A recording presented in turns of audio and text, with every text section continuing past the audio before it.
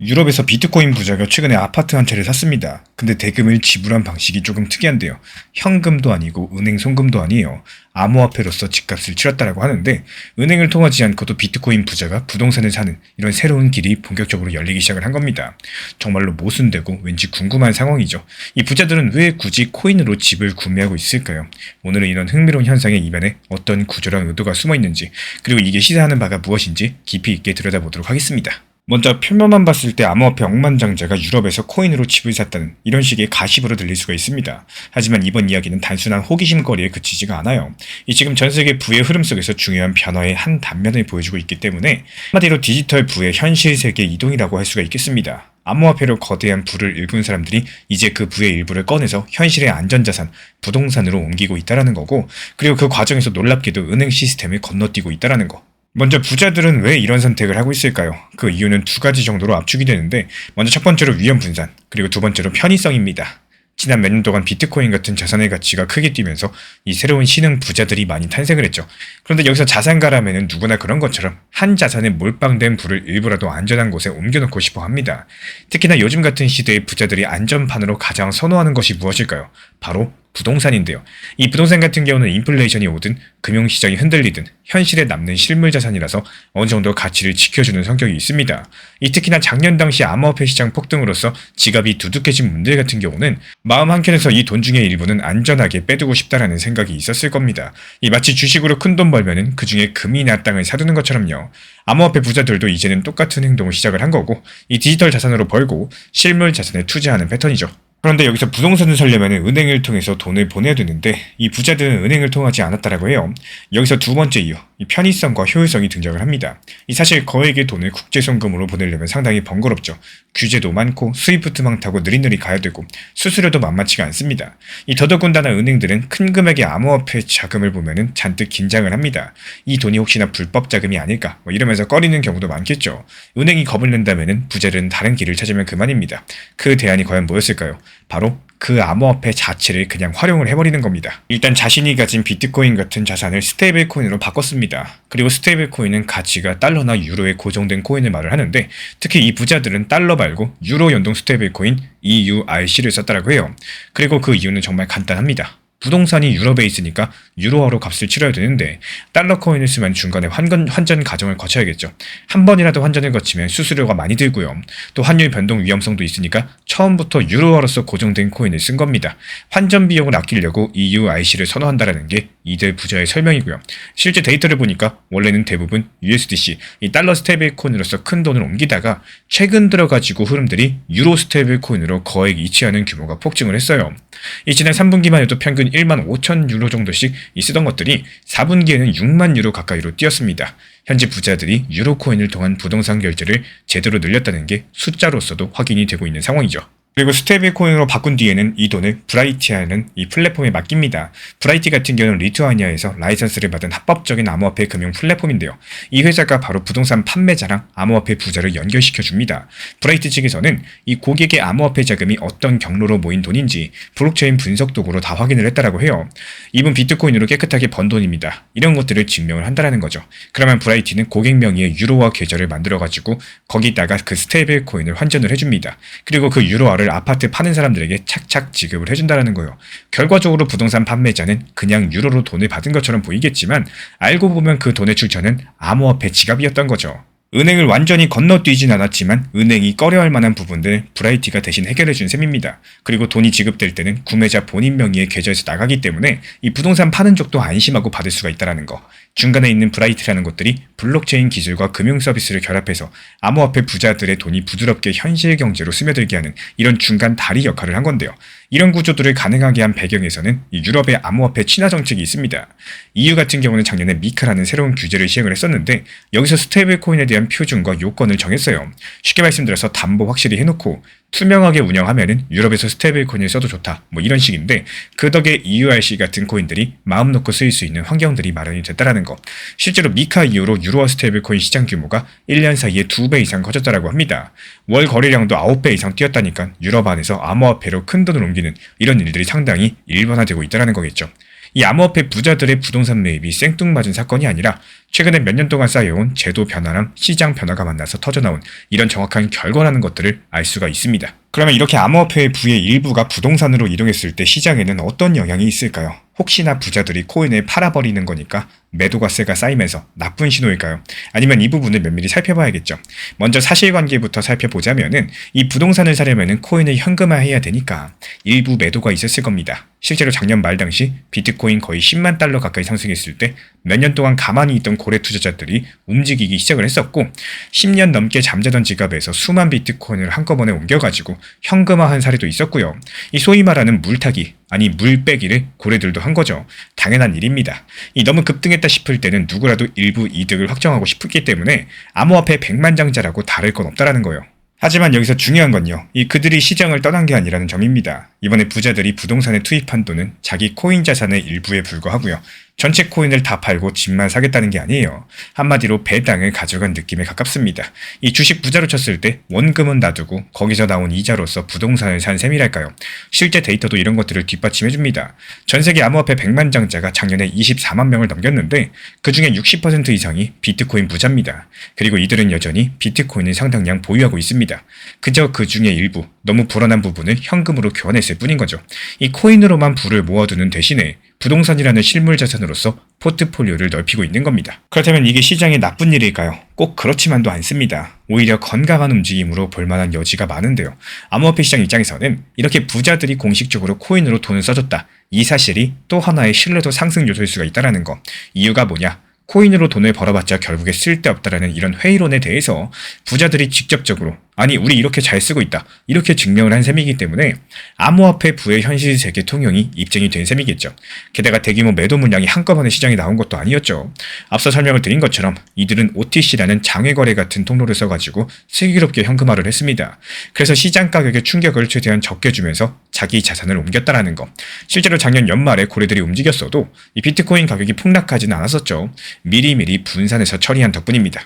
여기서 비트코인의 강점은 단기 급등이 아니라 시간이 쌓일수록 힘이 붙는 구조라는 점인데요. 그래서 저는 항상 현물 기준으로만 접근하셔라 말씀을 드리고 급격하게 수익을 노리시기보다는 평단 관리하시면서 시장의 구조 변화를 같이 가져가는 방식이 좋습니다. 이런 기준을 정리한 자료가 필요하신 분들께만 따로 공유드리고 있기 때문에 고정 댓글창 참고해 주시면 되겠습니다. 이렇게 암호화폐로 부동산을 사는 일이 점차 늘어나면요. 은행이나 국가 입장에서는 어떤 기분일까요? 살짝 긴장을 할 겁니다. 부자 돈이 자신들을 통하지 않고 쓱 빠져나간다. 은행들 입장에서는 놓친 장사기 때문에 수수료도 벌지 못하고 예금도 잡지 못하니까 그리고 국가도 큰돈 흐름은 전부 다 파악하고 싶어 하는데 블록체인으로 왔다 갔다 하면은 자칫하면 놓칠 수도 있다. 뭐 이런 생각을 할 수가 있겠죠. 물론 이번 사례처럼 투명하게 하면 문제가 없겠지만요. 이 규모가 커진다. 반드시 규제의 눈길이 따라오게 마련입니다. 그래서 저는 이런 흐름들이 계속되면은 결국에 전통 금융권이랑 정책 당국이 변화에 나설 수밖에 없다라고 봐요. 은행들도 암호화폐 부자 전담 창구 같은 것들을 만들어서라도 이 고객들을 붙잡으려고 할 겁니다. 그리고 아예 암호화폐 전문 서비스랑 제휴해가지고 우리 은행 통해서 코인으로 부동산 사세요. 뭐 이럴지도 모르겠습니다. 그래서 이번 이슈의 파급 효과는 금융 권력의 지형 변화로까지 이어질 수가 있다는 거. 지금은 몇몇 스타트업이 그 역할을 하고 있지만요. 만약에 부자들의 돈이 계속 암호화폐 경로로 움직인다. 전통 금융기관들도 가만히 있지 못할 겁니다. 이 자금 이탈을 막으려면 자기들도 암호화폐를 수용해야 될 테고 정치권이랑 규제당국도 큰 돈이 우리 통제를 벗어나네 이렇게 싶으면 새 규칙을 들고 나올 수가 있겠습니다. 어쩌면 이런 것들이 CBDC 같은 것들을 서두르는 원동력이 될지도 몰라요. 부자들이 스테이블 코인 쓰지 말고 차라리 우리 중앙은행 디지털 유로 써라 뭐 이런 식으로 말이죠. 더 나아가서 부동산 시장에서도 변화가 생길 수가 있겠습니다. 암호화폐 큰손들이 선호하는 말타, 키프로스, 안도라 같은 이런 곳들의 부동산들은 의외로 외국 부자 수요가 늘어나면서 가격 상승 압력이 생길 수도 있겠죠. 이 시장 자금이 국제적으로 이동을 할 테니까요. 반면에 은행 대출에 의존하는 서민 부동산 수요는 위축이 되는데 이 현금 부자들의 부동산 쇼핑은 늘면은 같은 시장 안에서도 양극화가 심해질 수가 있다는 거. 이렇게 보면 암호화폐발 부동산 매입이라는 한 사건이 2차, 3차로 경제 전반에 파급될 수 있는 지점이 꽤 있겠습니다. 개인적으로 저는 이런 현상을 보면서 부의 이동 경로가 바뀌고 있다는 큰 흐름을 읽을 수가 있었습니다. 쉽게 말씀드려서 돈 많은 사람들의 돈이 도는 이 파이프라인이 달라지고 있다는 거고 예전 같은 경우에 국제적으로 큰 돈을 움직이려면 반드시 은행과 정부의 관문을 통과해야 됐었죠. 그런데 이제부터는 기술의 힘으로써 이런 관문을 우회할 수 있게 됐어요. 암호화폐 부자들은요. 은행을 거치지 않고도 자기 재산을 해외 부동산에 투입하고 있습니다. 이런 것들이 단순하게 비트코인 존내 수준을 넘어가지고 금융 시스템의 판 자체가 조금씩 이동하는 이런 조짐으로 보여지고 있다는 거. 아직까지는 이 규모가 작지만요.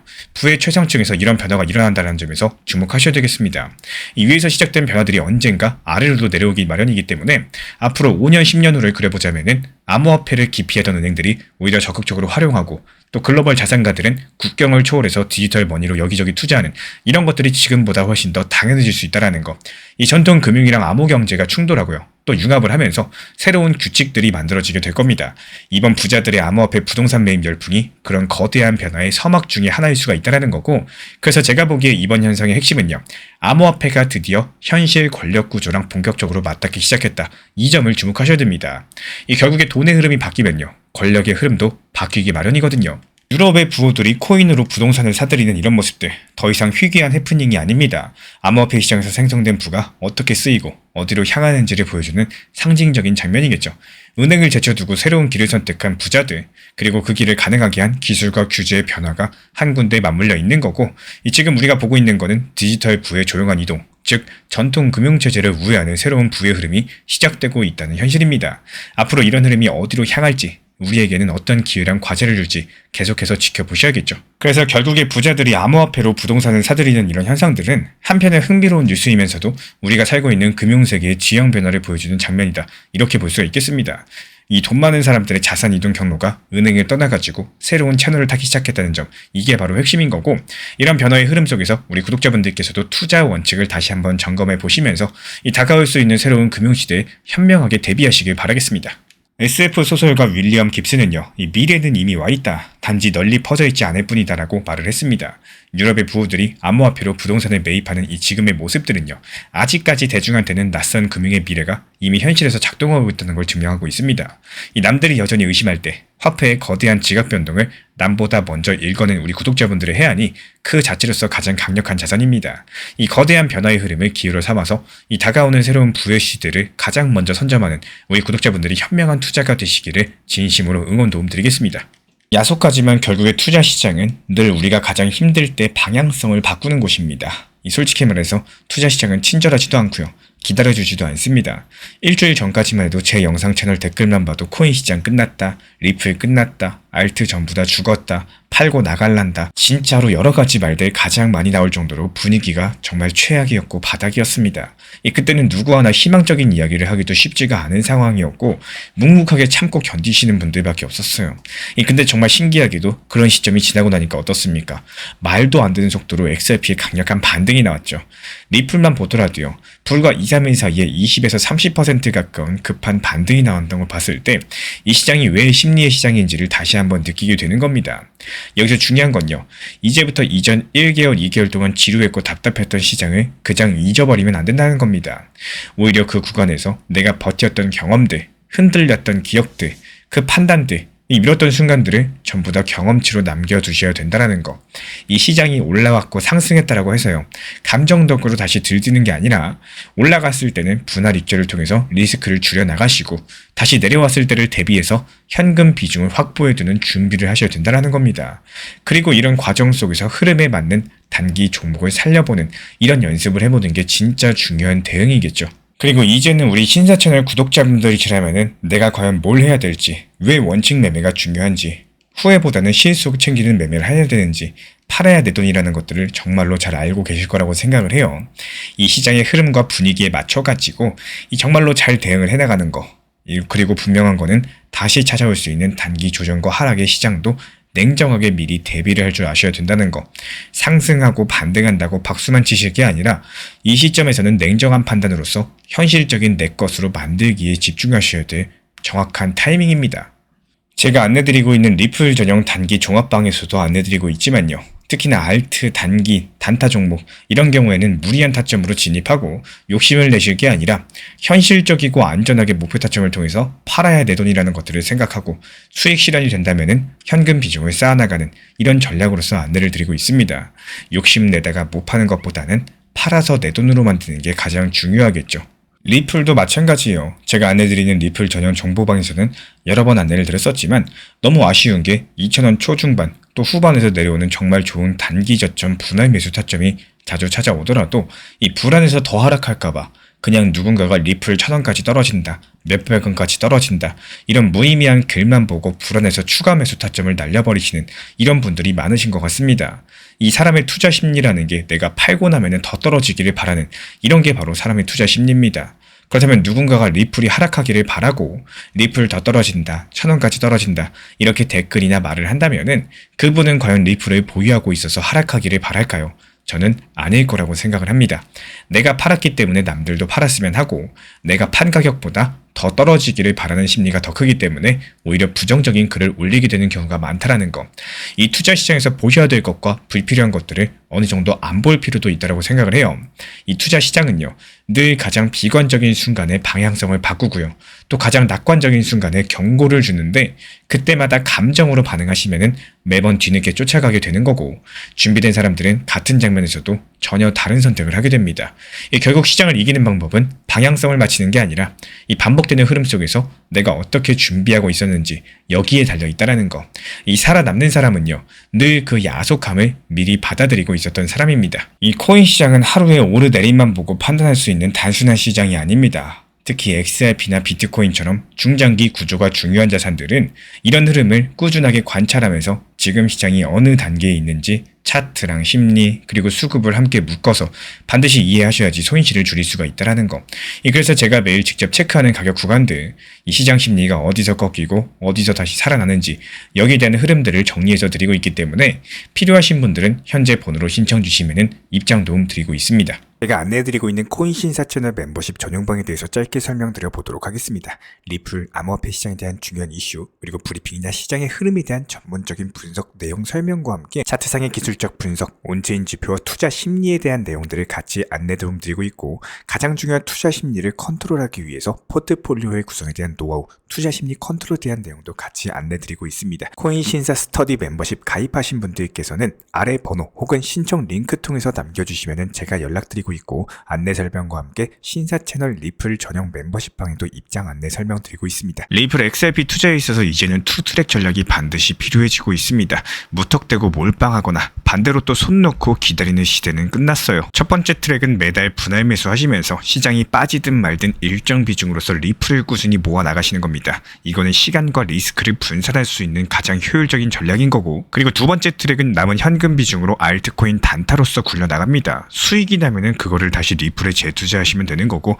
이게 바로 수익을 만드는 순환 매수 전략이 되실 거예요. 그런데 여기서 중요한 거는 단타 하실 때 조심하셔야 되는 거예요. 단타 매매 중독되면 끝장입니다. 이 매매 중독을 절대 조심하셔야 되는 거고, 예를 들어 가지고 시장이 과열인데도 지금 아니면 기회가 없다, 이런 조급한 생각에 RSI 지표가 이미 고점인데도 불안해서 또 들어가고 결국에 수익은커녕 손실만 쌓이게 되실 겁니다. 그래서 저희 채널 차원에서는 한 가지 원칙이 있습니다. 확률이 높은 날만 진입을 하세요. 그리고 시장 전체가 과매도 구간일 때, 비트코인 기준 RSI가 바닥을 찍을 때, 그때 알트코인 중에서 최근 거래량이 급등한 종목이 과매도의 경우 MACD, 볼린저 밴드, 이동평균선과 일목균형표 참고해서 신중하게 매수 진입 타점 들어갑니다. 그리고 그 외에는 아예 매매를 쉬는 날도 반드시 있어야지 진짜 단타인 거고, 그렇다면 이걸 어떻게 구별할 수 있는지 궁금하실 거예요. 여기서 챗GPT가 등장을 합니다. 저희는 챗GPT를 단순한 도구로 쓰지 않습니다. GPT한테 오늘 확률 높은 진입 타이밍이냐 이렇게 물어볼 수 있게 맞춤 프롬프트를 사용을 하는데요.